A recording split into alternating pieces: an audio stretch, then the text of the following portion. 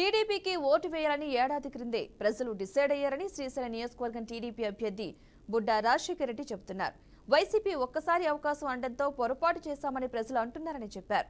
ఈసారి చంద్రబాబుని సీఎం చేసుకుంటామని ప్రజలు చెబుతున్నారని తెలిపారు. తెలుగుదేశం ప్రభుత్వంలో చేసిన పనులు తప్ప వైసీపీ 5 ఏళ్ల పాలనలో చేసింది ఏమీ లేదని అంటున్న శ్రీశైలం టీడీపీ అభ్యర్థి రాజశేఖర రెడ్డితో మా ప్రతినిధి Basavaraju face to face. Srisailam TDP అభ్యర్థి బుడ్డా రాజశేఖర రెడ్డి ఎన్నికల ప్రచారంలో ముమ్మరంగా తిరుగుతున్నారు. వీళ్ళకి ఎలాంటి ఆదరణ చూపిస్తున్నారు జనాలు అనేది ఆయన మాటలు తెలుసుకుందాం. సార్ నమస్తే సార్. యాక్చువల్గా మన శ్రీశైలం నియోజకవర్గంలో మేము పోయిన సంవత్సరం నుంచే అంటే గత ఫిబ్రవరి నుంచే ఈ నియోజకవర్గంలో చాలా గ్రామాలలో వార్డులలో మున్సిపాలిటీలో కానీ డోర్ టు డోర్ క్యాంపెయిన్ చేయడం జరుగుతుంది. అనేక కార్యక్రమాలు పార్టీ కార్యక్రమాలు తీసుకొని ఇది సంవత్సరం నుంచే మేము గమనిస్తూ ఉన్నాము. ప్రజల్లో బ్రహ్మాండమైన మార్పు ఉంది.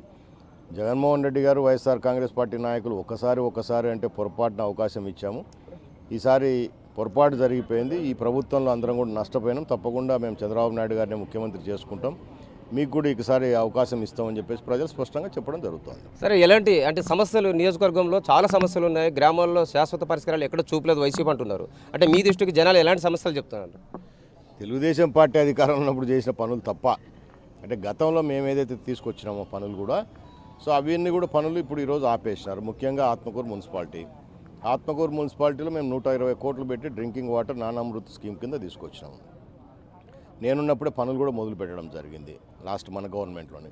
ఎందుకంటే లోకేష్ బాబు గారు పాదయాత్రలో స్పష్టంగా చెప్పడం జరిగింది, ఎక్కడైనా సరే ఫస్ట్ ప్రయారిటీ మంచినీళ్ళకు డ్రింకింగ్ వాటర్కి ఇస్తాం, ప్రతి ఇంటికి రోజు నీళ్ళు ఇచ్చే కార్యక్రమం తీసుకుంటామని చెప్పడం జరిగింది.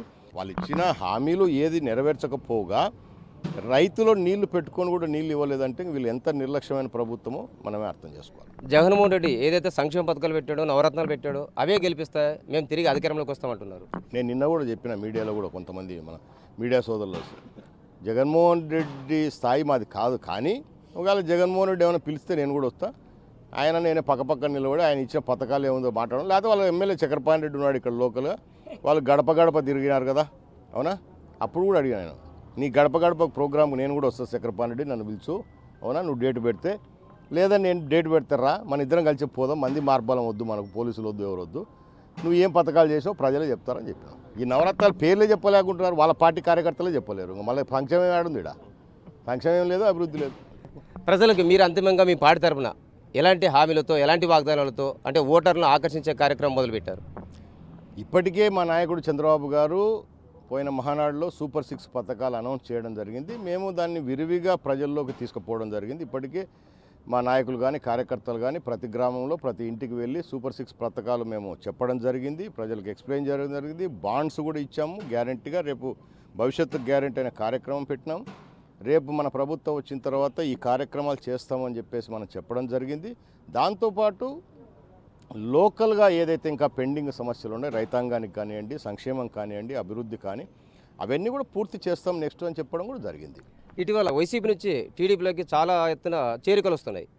అంటే చాలామంది కార్యకర్తలు గ్రామాల నుంచి మీ పార్టీలో చేరుతున్నారు. దీని పట్ల అంటే గెలుపు పట్ల మీకున్న ధీమయం?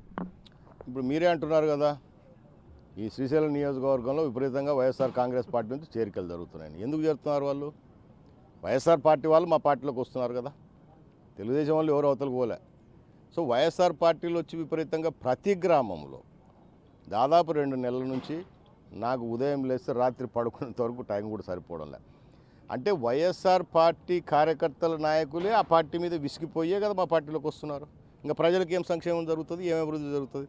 పార్టీ క్యాడర్నే వాళ్ళు అహర్నిశలు కష్టపడి ఆ పార్టీ గెలుపు కోసం, ఆ ఎమ్మెల్యేల గెలుపు కోసం, ముఖ్యమంత్రి కావడానికి జగన్మోహన్ రెడ్డి కోసం కష్టపడితే వాళ్ళకే గుర్తింపు లేదు, ఇంకా ప్రజలకేం గుర్తింపుని చెప్పండి.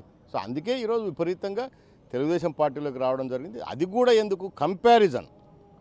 పోయిన ప్రభుత్వం తెలుగుదేశం పార్టీ అధికారంలో ఉన్నప్పుడు మేము చేసిన అభివృద్ధి, సంక్షేమం, ఇప్పుడు వాళ్ళు మాయమాటలు చెప్పి అధికారంలోకి వచ్చి ఏమీ చేయలేదు కాబట్టి ఆ నాయకులు, ఆ వైఎస్ఆర్ పార్టీ నాయకులు, కార్యకర్తలు కూడా ప్రజలకు మొహం చూపించుకోలేకనే ఆ గమనింపు చేసుకున్నారు. కాబట్టి ఈరోజు తెలుగుదేశం పార్టీ అయితేనే మళ్ళీ మన రాష్ట్రం బాగుపడుతుంది, మన నియోజకవర్గాలు బాగుపడతాయి, మన గ్రామాలు బాగుపడతాయి అనే ఉద్దేశంతోనే ఈరోజు వచ్చి తెలుగుదేశం పార్టీలో చేరడం జరుగుతోంది. వాళ్ళు కూడా పార్టీ విజయానికి బ్రహ్మాండంగా కృషి చేస్తూ ఉన్నారు. చంద్రబాబు ముఖ్యమంత్రి అవుతాడు, రాష్ట్ర ప్రజలు ఆశీర్వాదం చేస్తారని బుడ్డా రాజశేఖర రెడ్డి గారు చెప్తున్నారు. కెమెరా పర్సన్ రఫీతో బసవరాజ్, BRK న్యూస్, కర్నూలు జిల్లా.